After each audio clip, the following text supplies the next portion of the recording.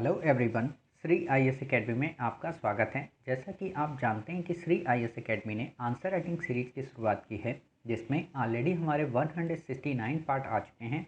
ये हमारा पार्ट 170 है। इसमें हम देखेंगे कि आपके द्वारा हमारे टेलीग्राम चैनल पर किस प्रकार का प्रश्न भेजा गया, उसे आपने किस तरीके से लिखा और वास्तव में आपको उसे कैसे लिखना है। तो चलिए शुरू करते हैं। जैसा कि आप देख रहे हैं, ये प्रश्न आपके द्वारा हमारे टेलीग्राम चैनल पर भेजा गया। तो सबसे पहले हम आपके इस प्रश्न को पढ़ेंगे, फिर आपके उत्तर को पढ़ेंगे और देखेंगे कि वास्तव में आपने इसे कैसे लिखा है और आपको इसे कैसे लिखना है। आपका प्रश्न है, मैंने अपने मित्रों को शक्तिशाली बनाए बिना अपने शत्रुओं की शक्ति को सफलतापूर्वक कुचल दिया है। टिप्पणी कीजिए। आपने लिखा है, ये कथन टीपू सुल्तान के विरुद्ध लॉर्ड कॉर्नवालिस के सैनिक एवं कूटनीतिक सफलता की उद्घोषणा है। आरंभ से ही ब्रिटिश कंपनी मालाबार के मसाला उत्पादक क्षेत्र पर नियंत्रण स्थापित करने के लिए प्रयासरत थी, किंतु हैदर अली और टीपू सुल्तान के विरोध के कारण उसे सफलता नहीं मिली थी। परंतु तृतीय आंग्ल मैसूर युद्ध के क्रम में कॉर्नवालिस टीपू की शक्ति को तोड़ने में कामयाब रहा। मराठे तथा निज़ाम की सहायता से उसने टीपू पर आक्रमण कर दिया। अंतोगत्वा टीपू पराजित हुआ और फिर वहां 1792 ईस्वी में श्रीरंगपट्टनम की संधि करने के लिए विवश हुआ। अब कॉर्नवालिस की मुख्य चिंता यह थी कि किस प्रकार इस विजय का लाभ अधिकतम रूप से ब्रिटिश कंपनी के पक्ष में सुनिश्चित किया जा सके तथा यथासंभव मराठा एवं निजाम को इस लाभ से वंचित रखा जा सके। किंतु साथ ही वह इस बात के लिए भी सावधान था कि ब्रिटिश के इस कदम के विरुद्ध उसके मित्रों में किसी प्रकार की प्रतिक्रिया न हो। कॉर्नवालिस में इस संधि के पश्चात प्राप्त भूभाग में महत्वपूर्ण क्षेत्र मालाबार, डिंडीगुल और बारह महल कंपनी के लिए सुरक्षित कर दिए।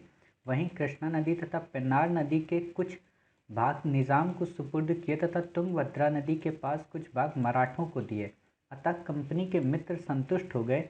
दूसरी तरफ टीपू से उसका आधा भूभाग छीनकर मैसूर के आकार को छोटा कर दिया ताकि मैसूर भविष्य में ब्रिटिश के विरुद्ध सिर नहीं उठा सके। उपयुक्त कथन को इस संदर्भ में समझा जाना चाहिए, परंतु जैसा कि आगे की घटना सिद्ध करती है कि टीपू ने इस हार को आसानी से स्वीकार नहीं किया तथा विदेशी शक्ति की सहायता से एक बार फिर ब्रिटिश नियंत्रण का जुआ उतार फेंकने का प्रयत्न किया। ब्रिटिश नियंत्रण का जुआ, देखिए आपने उत्तर तो सही लिखा है, आपने पॉइंट भी सारे कवर किए हैं, बस वही है कि आपने इसको क्रम में नहीं लगाया। सबसे पहले पीसीएस के हिसाब से आपने देखो सही लिखा है। मैं यहाँ पे आपको क्लियर कर देना चाहता हूँ, क्योंकि पीसीएस में आपसे इतनी डिमांड नहीं करता है कि आप अपने उत्तर को डायरेक्ट और मीनिंगफुल लिखें पूरी तरह से। क्लियर। मैं ये नहीं कह रहा हूँ कि पीसीएस का स्तर बहुत ही ख़राब है, मैं ये कह रहा हूँ कि पीसीएस में आंसर चेक कैसे होते हैं मैं उस लेवल का बता रहा हूँ। ठीक है, तो पीसीएस के हिसाब से आपका उत्तर सही है, इसमें कुछ संशोधन ज़्यादा करने की ज़रूरत नहीं है। बट पीसीएस में भी अगर आपको परफेक्ट बनाना है, देखो होता है क्या ना, पीसीएस जो लोग देते हैं वो अधिकांश यूपीएससी के तो एस्पायरेंट होते हैं, और अगर सोचो उन्होंने आपसे भी बेहतर यूपीएससी की ट्रिक को अगर इसमें यूज कर दिया, जैसे सपोज करो कोई ढाबे वाला अगर 5 स्टार होटल की तरह चाय बनाने लगे, तो लोग 5 स्टार की पसंद करेंगे कि ढाबे की पसंद करेंगे? ढाबे की पसंद करेंगे। क्लियर। तो वही बात है कि आप अगर अपने 5 स्टार आंसर राइटिंग को पीसीएस में भी अगर डाल देंगे तो आपके अंकों में कमी ना होकर बल्कि उत्तरोत्तर बढ़ोतरी ही होगी। क्लियर।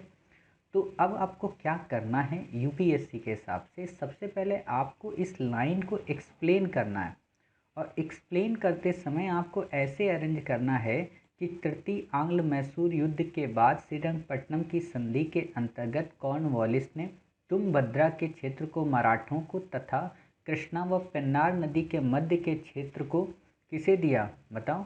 निज़ाम को देकर, साथ ही टीपू मैसूर से बारह महल, डिंडीगुल और मालाबार क्षेत्र को कंपनी को प्रदान करके ये कहा कि मैंने अपने मित्रों को शक्तिशाली नहीं बनने दिया और ना ही अपने शत्रु की शक्ति को बढ़ने दिया, अर्थात उसे कुचल दिया। ऐसे आप बताओगे तो आपका ये पूरा उत्तर 7 से 8 लाइन में एक्सप्लेन हो गया। क्लियर। अब एक्सप्लेन होने के बाद अब आप एनालिसिस करो, और एनालिसिस करते समय इन बातों को आप डालो कैसे कि मसाला उत्पादक था इसलिए कंपनी नियंत्रण चाहती थी। क्लियर। और दक्षिण में उनकी प्रभुता को चुनौती मिल रही थी, ये बातें डालो। साथ ही आप यहाँ पे ये जो दिए हो ना, उपयुक्त कथन इस संदर्भ में समझा जाना चाहिए, ये चीज़ें आपको अब डालनी है, और फिर आप निष्कर्ष लिखो कि किंतु गहराई से देखे तो टीपू अपनी इस संधि में मिली इतनी पराजय के साथ भी संतुष्ट नहीं हुआ। उसने फिर से मोर्चा बनाने का प्रयत्न किया और कंपनी से चतुर्थ आंग्ल मैसूर युद्ध में डटकर सामना किया। ये बात अलग है कि उसे सहायता और सहयोग न मिल पाया, वरना परिस्थितियां कुछ और होती। ऐसे आप बता सकते हो। समझ गए? आपने उत्तर सही लिखा है, पॉइंट भी आपने सही लिखा। और एक काम और किया करिए, चाहे आप पीसीएस में लिखते हो चाहे यूपीएससी में लिखते हो, आप यहाँ पे मैप का उपयोग कर दिया करो। आपको पता है कि जब आपने इसका फ्रेम देखा होगा तो मैंने उस फ्रेम में पूरा मैप बना दिया था ऐसे ऐसे करके कि ये पूरा का पूरा एरिया मैसूर का था और यहाँ से थोड़ा सा एरिया कंपनी को मराठों को दे दिया गया, यहाँ से थोड़ा सा एरिया इसको हैदराबाद को दे दिया गया, ये एरिया कंपनी ने ले लिया, इधर वाला भी ले लिया, इधर से थोड़ा सा एरिया ले लिया। क्लियर? तब इतना ये टीपू का बचा। तो ऐसे आप अगर दिखा दोगे तो एग्जामिनर ये भी समझ जाएगा कि अच्छा ये मराठा थे, यहाँ हैदराबाद था। क्लियर? और ये आपका क्या कहते हैं किसके कंपनी का दिन आ गया, तो उसको 1 से 2 नंबर आपको अतिरिक्त और दे देगा। समझ गया? बाकी आपने लिखा सही है, भाषा भी आपकी सही है, बस ये है कि इसको क्रम में लगा दो जैसा मैंने आपको बताया है कि आप ये सारी चीज़ें मालाबार हो, बारह महल हो और श्रीरंगपट्टनम की संधि का जिक्र करो। जैसे आपने यहाँ पे जिक्र किया ना, लेकिन आपने अंत में जिक्र किया है, आप इसे पहले ही जिक्र करो कि 1700 तृतीय आंग्ल मैसूर युद्ध की पराजय के बाद श्रीरंगपट्टनम की संधि में कॉर्नवालिस ने, अब आप बताओ। तो इससे क्या हुआ, 3 चीज़ें क्लियर हो गई कि आपने इस लाइन की टाइमलाइन बता दी कि वास्तव में किस टाइमलाइन पे कहा गया, किसके द्वारा कहा गया, क्यों कहा गया। क्लियर? मतलब W5H1 थ्योरी आपने यहाँ पे उपयोग में ला दी। और जब आपने इतना उपयोग में ले आए तो एग्जामिनर आपको 2 से 3 नंबर यहीं दे देगा और फिर आपके विश्लेषण पे 3 नंबर दे देगा। आपकी मैपिंग अच्छी है तो 1 नंबर दे देगा और अगर आपकी राइटिंग अच्छी है तो 1 नंबर और आपको दे देगा। इस तरीके से आपको 12 नंबर के प्रश्न में लगभग 8 से 7 नंबर मिल जाएंगे। अब आप मैपिंग नहीं बनाओगे तो नंबर कट जाएगा, एक्सप्लेन सही से नहीं करोगे तो नंबर कटेगा, विश्लेषण अच्छा नहीं होगा तो नंबर कट जाएगा।